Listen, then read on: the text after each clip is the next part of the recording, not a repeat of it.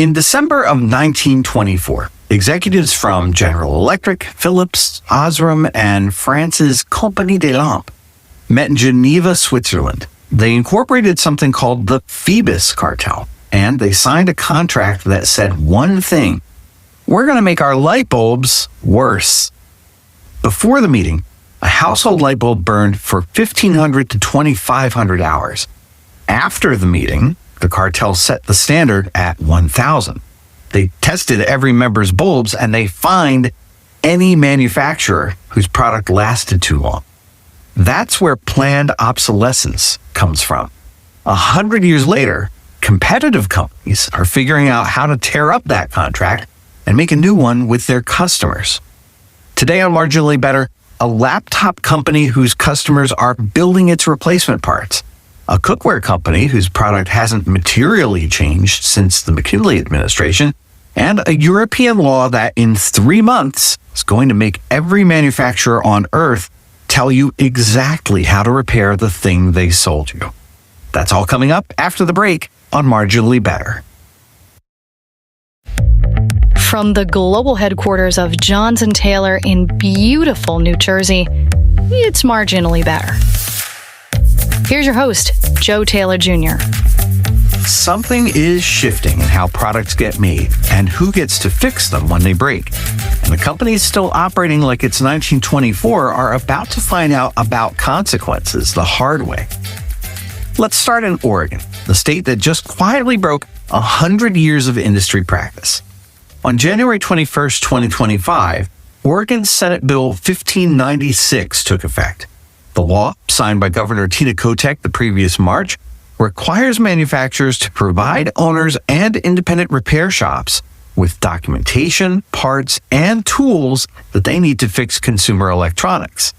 That part is similar to right-to-repair laws that have already passed in Massachusetts, New York, Minnesota, and Colorado.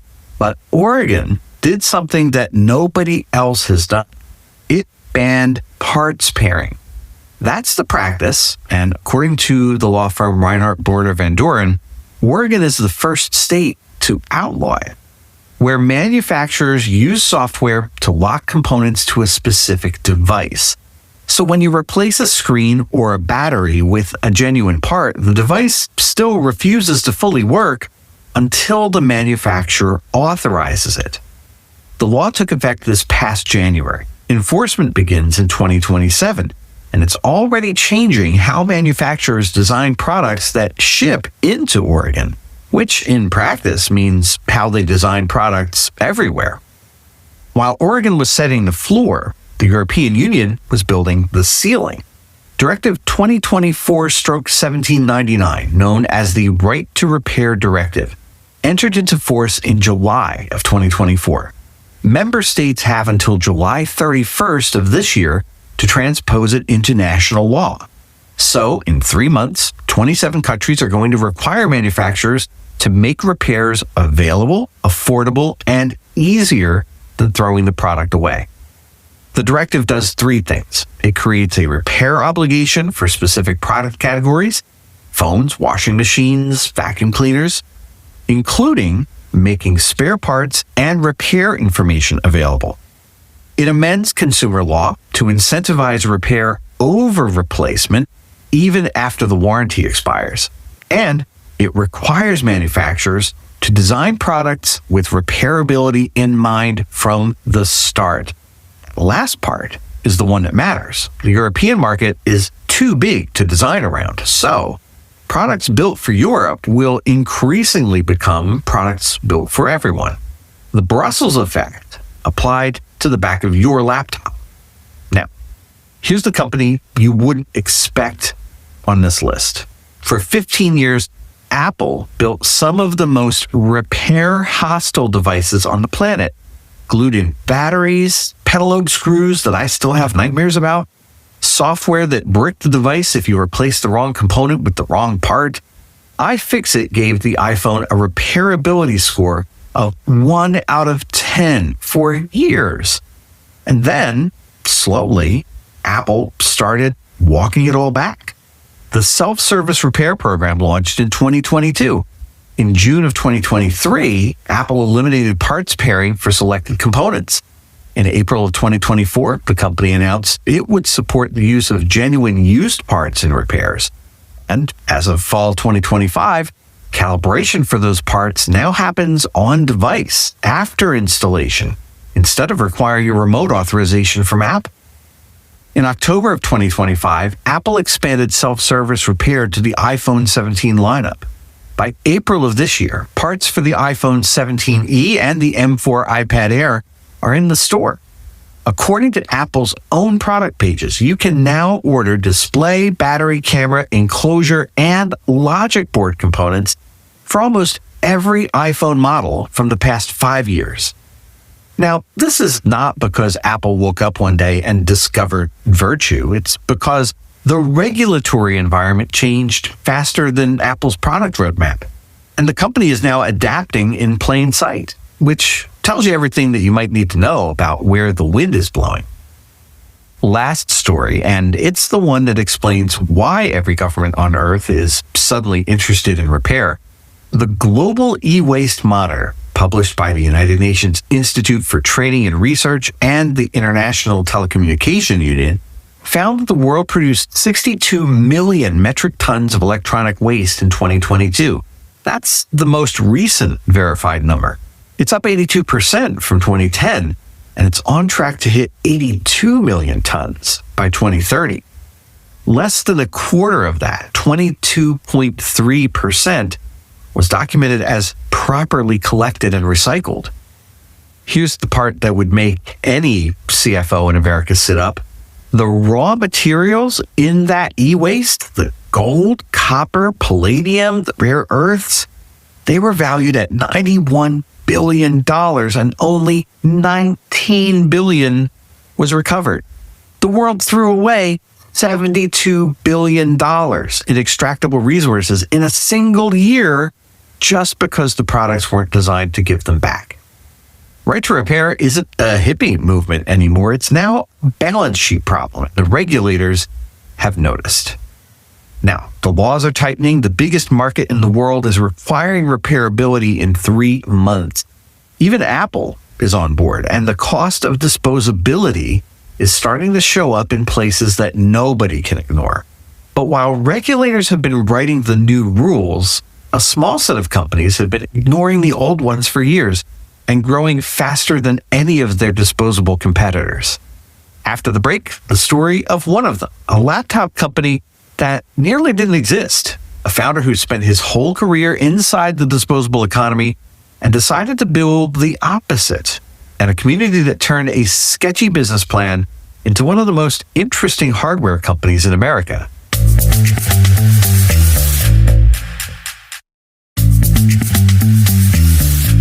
It's Marginally Better. I'm Joe Taylor Jr. In late 2019, Nirav Patel sat down to write a business plan that no rational venture capitalist was ever going to fund. Patel was 36 years old. He spent his career inside the consumer electronics machine, worked engineering at Apple, hardware at Oculus. He led the team that built the original Rift and stayed through the Facebook acquisition. He had every reason in the world to launch yet another comfortable startup, a chip company, a peripheral enterprise SaaS play. And instead, he wrote a plan to start a laptop company. Now, ever spent 10 minutes around a venture capitalist, you know the rule. You don't get into laptops. The market is already dominated by 4 giants: Lenovo, HP, Dell, Apple. They ship roughly 250 million units a year between them. The margins are razor thin. The distribution, it's brutal. The components actually come from the same supply chain everybody else uses. There is no plausible business case for a new entrant. Every laptop startup of the last 20 years has failed. Patel's pitch was even worse than a generic laptop company. He wanted to build a laptop that you could repair, a laptop that you could upgrade, a laptop where every component, the keyboard, the screen, the battery, the ports, the mainboard, was modular, user replaceable, and shipped with a screwdriver in the box. He was, in other words, proposing to start a laptop company with the explicit goal of selling fewer laptops to each customer over their lifetime. So you could see why those VC meetings didn't go well at first.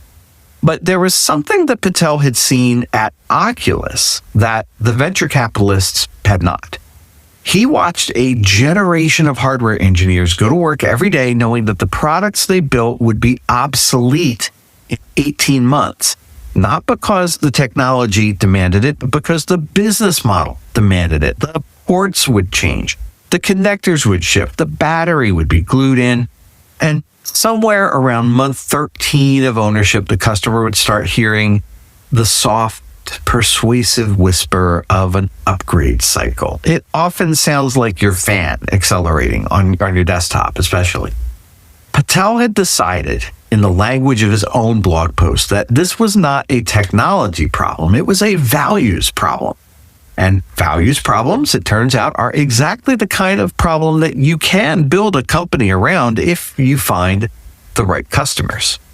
So the Framework Laptop 13 shipped in July of 2021, and it was, in physical terms, a 13-inch ultra-portable. Had a magnesium chassis, an Intel processor, standard memory and storage. From the outside, it looked like every other laptop in its price range.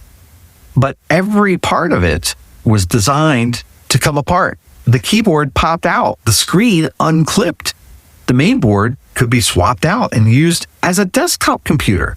Every internal component had a QR code printed on it that linked, when you scanned it, directly to a replacement part on Framework's online store. The base model came with a screwdriver in the box. The repair manuals were free, online, and written in plain English. And then Framework did something that the hardware companies do not do. They published their CAD files, the specifications for the expansion cards, the little modular ports that slide into the laptop's bays. Those were released publicly, and any third-party developer could build their own. The community took the offer, and within months, hardware hackers were posting pictures of expansion cards Framework had never built, Ethernet ports, GPIO breakout boards, even an expansion card that turned a port into a small little storage drive. The Framework subreddit became a forum for hardware engineering. Customers were not just repairing the product, they were extending it. And this was the part that the venture capitalists had missed. Patel had not just built a laptop, he built an ecosystem in which the customer became a co-developer. Every modular port was a small invitation to participate, and the specific kind of person who responds to that invitation, the engineer, the IT lead, the Linux user, parent buying a kid's first computer, turns out to be exactly the kind of person whose word of mouth carries weight. By the time Framework raised its Series A in 2022, $18 million, led by Spark Capital, the company had a real installed base, a real third-party ecosystem, and a customer satisfaction profile that looked unlike anything else in the laptop industry. Because the laptop was specifically better than, say, a Dell, because the relationship was better. 5 years in, Framework is doing the thing that disposable companies cannot do. It is compounding. In 2024, the company raised another $18 million, but a Series A1, once again led by Spark Capital, this time with participation from folks like Buckley Ventures, Anzu Partners, Cooler Master, and Pathbreaker Ventures. And as part of that round, Framework reserved $1 million for what it called a community round. 100 accredited investors, $10,000 each, drawn from the customer base. The customers, in other words, were now also shareholders. In February of 2025, Framework expanded the platform. They announced the Framework Laptop 12. That's a 12.2-inch convertible aimed at students. They announced the Framework Desktop, and they refreshed the Laptop 16, this time with NVIDIA RTX 50 series graphics, Wi-Fi 7, and an updated cooling system that, and this is the important part, even fits into the same chassis that the original Laptop 16 customers already own. 6 months ago, Framework held what it called its next-gen event and unveiled its 2026 lineup. The Framework Laptop 13 Pro, new mainboards, new expansion cards, and, this matters, every one of those upgrades fits into the laptops the company sold 5 years ago.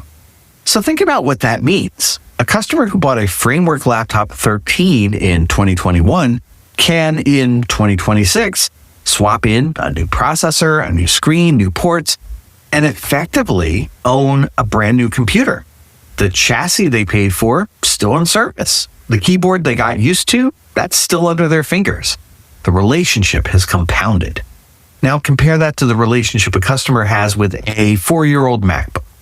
Battery health is degraded, the ports are obsolete, the newest macOS update has quietly told the customer that this hardware is getting close to not being supported, stuff doesn't run like it used to. That relationship isn't compounding, it's depreciating. And this is the thing that venture capitalists missed in 2019. Patel didn't pitch a hardware company, he pitched a customer relationship company. And in a market where every other laptop maker is racing to manufacture the shortest possible relationship, a company designed for a long one has very little competition. The thesis holds up in the numbers. According to Framework's own disclosures, every Series A round has been oversubscribed. The community round filled up in days. Reviews from PC World, TechSpot, and a long list of reviewers who tracked the product over multiple years all point to the same finding. The longer customers own this product, the more loyal they become. That's not a feature of the laptop market. It is a feature of one company in the laptop market. And the rest of the industry is going to spend the next 5 years either copying it or losing to it. After the break, let's meet a man named Joseph Lodge. It's Marginally Better.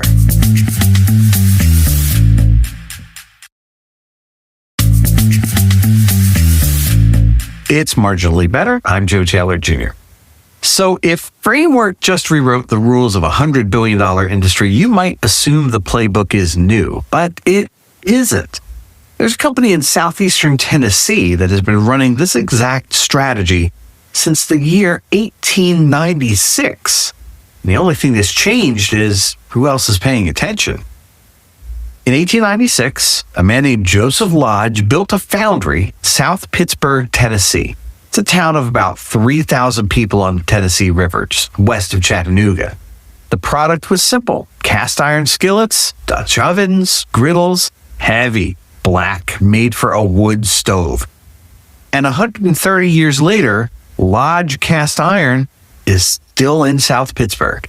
Still family owned, on their 5th generation now. Bob Kellerman's the chairman, Henry Lodge is president. Still operating the same kind of foundry on more or less the same patch of ground. The company actually owns 2 foundries today. The second one opened in 2017 and added 75% more capacity. In 2021, Lodge announced a $56 million expansion that's adding 239 new jobs in a town that still has about 3,000 residents. That's the whole company. So now here's the customer relationship. According to a profile in Family Business Magazine, Lodge's product return rate is roughly 0.03%. Let's do the math. For every 33,000 skillets that leave that foundry, 1 comes back. The company has been selling more or less the same product for 130 years, and it has the lowest return rate of any cookware manufacturer that our team can find any data on. Now, there's more. According to reporting in the Bitter Southerner and in Style Blueprint, Lodge customers routinely own product that's older than they are. These skillets get passed down at weddings. There are folks cooking in Dutch ovens that are older than the Federal Reserve. The company's archives include letters from customers describing pans that survived house fires, foreclosures, 2 world wars, the Great Depression, and all still got used last weekend to cook breakfast. Now, here's what I want you to connect the dots between Lodge and Framework, and both of them to the future that every right to repair regulator is trying to legislate into existence. Lodge customers don't just buy, they evangelize. They give cast iron as a wedding gift.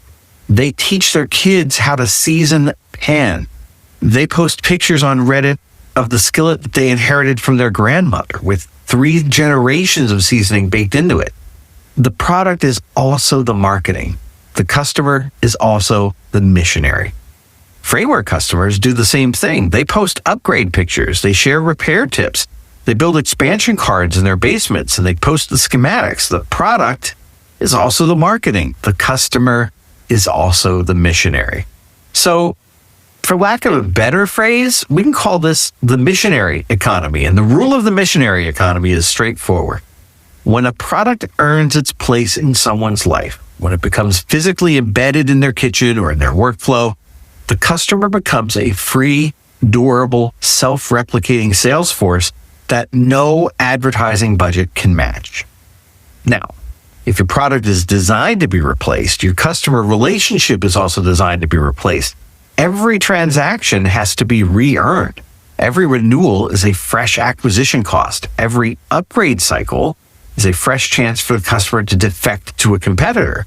The disposable model is not just bad for the planet, it's bad for the balance sheet because the math of customer acquisition cost gets uglier every year, while the math of customer lifetime value gets shorter.